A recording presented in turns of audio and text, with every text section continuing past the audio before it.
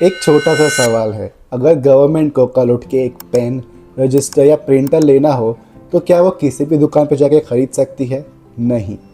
India में जब government कुछ भी खरीदती है, चाहे वो बेसिक स्टेशनरी आइटम्स हो या हज़ारों करोड़ के बिल्डिंग, रोड्स या ब्रिज प्रोजेक्ट्स हो, हर चीज़ एक प्रॉपर सिस्टम के थ्रू होती है। इस सिस्टम को हम कहते हैं टेंडर प्रोसेस। तो आज हम इस वीडियो में समझने वाले हैं यही प्रोसेस स्टेप बाय स्टेप, बिल्कुल बेसिक लैंग्वेज में। तो चलिए शुरू करते हैं। तो चलिए समझते हैं टेंडर होता क्या है। टेंडर होता है एक स्पेसिफिक प्रोजेक्ट, गुड्स या सर्विसेज के लिए आया हुआ फॉर्मल ऑफर या बिड।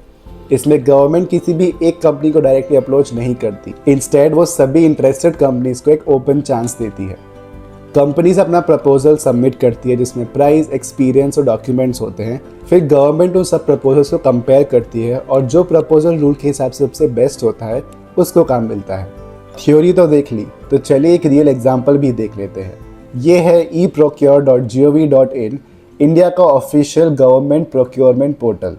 यहाँ पे आपको सेंट्रल मिनिस्ट्रीज, PSUs, यूनिवर्सिटीज़ और अलग अलग गवर्नमेंट डिपार्टमेंट के लाइव टेंडर्स मिलते हैं। तो फॉर एग्जांपल हम यहाँ पे जाते हैं लेटेस्ट टेंडर्स फीचर पे। तो जैसे ही हम टेंडर ओपन करते हैं, हमें सबसे पहले चीज़ दिखती है टेंडर डिटेल्स। यहाँ से ही आधी प्रोसेस आपको ईजी हो जाती है। सबसे पहला आता है टेंडर टाइटल। इसको देख के आपको क्लियरली समझ में आ जाएगा कि काम एग्जैक्टली है क्या काम कंस्ट्रक्शन वर्क का है, कि मटेरियल सप्लाइंग का है या फिर कोई सर्विस रिलेटेड काम है। टेंडर टाइटल पढ़ते ही आपको समझ में आ जाता है कि किस टाइप का टेंडर है। उसके बाद आता है टेंडर वैल्यू। ये आपको बताता है कि गवर्नमेंट ने किस बजट पे टेंडर निकाला है। बट अब गवर्नमेंट ने ये सोचा है कि इस प्रोजेक्ट पर अप्रॉक्स कितना खर्चा आ सकता है। ये फाइनल अमाउंट नहीं होती, ये बस कंपनीज को आइडिया देती है कि किस स्केल का बजट है। उसके बाद आता है टेंडर कैटेगरी। इसमें 3 टाइप्स होते हैं, गुड्स, सर्विसेज और वर्क्स। गुड्स मतलब कोई भी आइटम आप डिलीवर करते हो तो उसे गुड्स कहते हैं। For example pen, pencil, station या कुछ भी। उसके बाद आता है सर्विसेज, मतलब आप मैन पावर या कंसल्टेंसी देते हो तो उसे सर्विसेज कहते हैं। और तीसरा आता है वर्क्स। वर्क्स मतलब कोई भी टाइप का काम प्रोवाइड करना, जैसे कि कंस्ट्रक्शन या सिविल वर्क। इसके बाद आता है टेंडर लोकेशन। ये आपको बताता है कि एग्जैक्टली काम करना कहाँ है। इससे आपकी लॉजिस्टिक और कॉस्ट प्लानिंग बिल्कुल ईजी और इफेक्टिव हो जाती है। इसके बाद कुछ इंपॉर्टेंट टर्म्स आते हैं, जैसे कि EMD। EMD का फुल फॉर्म है अर्नेस्ट मनी डिपॉजिट। इसको सिंपल टर्म्स में समझाओ तो ये गवर्नमेंट का तरीका है ये जानने का कि एप्लीकेंट सीरियस है या नहीं। ये एक फिक्स डिपॉजिट होती है जो एप्लीकेंट को भरनी होती है। अगर आप टेंडर हार जाते हो तो यूजुअली रिफंड हो जाती है, बट अगर आप टेंडर जीतते हो और फिर बैकआउट करते हो तो EMD आपकी जा सकती है। इसके बाद आता है NIT।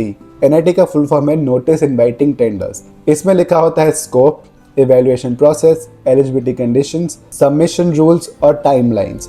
अगर आपने ये समझ लिया तो मतलब आपने आधा टेंडर आसानी से समझ लिया। इसके बाद आता है BOQ यानी बिल ऑफ क्वांटिटीज़। इस लिस्ट में क्लियरली मेंशन होता है कि कितने आइटम्स हैं और कितनी क्वांटिटीज़ है। कंपनीज अपने रेट यूजुअली यहाँ ही फिल करती है। ये डॉक्यूमेंट यूजुअली प्राइसिंग कंपेयर करने के लिए यूज़ भी होता है, इसलिए ये टेंडर का सबसे क्रिटिकल और इम्पॉर्टेंट पार्ट बन जाता है। अब आता है डॉक्यूमेंट्स। यहाँ पे आप गवर्नमेंट टेंडर्स रिलेटेड सारे डॉक्यूमेंट्स ओपन करके देख सकते हैं। गवर्नमेंट का सिस्टम बोलने से ज़्यादा लिखने और डॉक्यूमेंटेशन पे ज़्यादा डिपेंड करता है। लास्ट में होती है टेंडर डेट्स। टेंडर कब पब्लिश हुआ, लास्ट डेट क्या है, बिडिंग कब तक स्टार्ट है, ये सब कुछ। गवर्नमेंट टेंडर्स के टाइमिंग यूजुअली बहुत स्ट्रिक्ट होते हैं। एक दिन बाद भी अगर आपने टेंडर अप्लाई किया तो टेंडर कंसिडर नहीं होगा। तो नेक्स्ट टाइम जब भी आप देखें कि कोई रोड बन रहा हो या गवर्नमेंट बिल्डिंग बन रही हो या कोई पब्लिक प्रोजेक्ट अनाउंस हुआ हो, तो याद रखना कि उसके पीछे एक टेंडर प्रोसेस होता है, एक पोर्टल होता है और गवर्नमेंट का एक प्रॉपर सिस्टमैटिक स्ट्रक्चर्ड सिस्टम होता है। इस वीडियो का गोल बिल्कुल सिंपल था कि आपको टेंडर जैसी चीज़ कॉम्प्लिकेटेड ना लगे। अगर आप एक स्टूडेंट हो, बिजनेस ओनर हो या सिर्फ समझना चाहते हो कि गवर्नमेंट को काम कैसे मिलता है, तो ये video was sufficient for basic level understanding.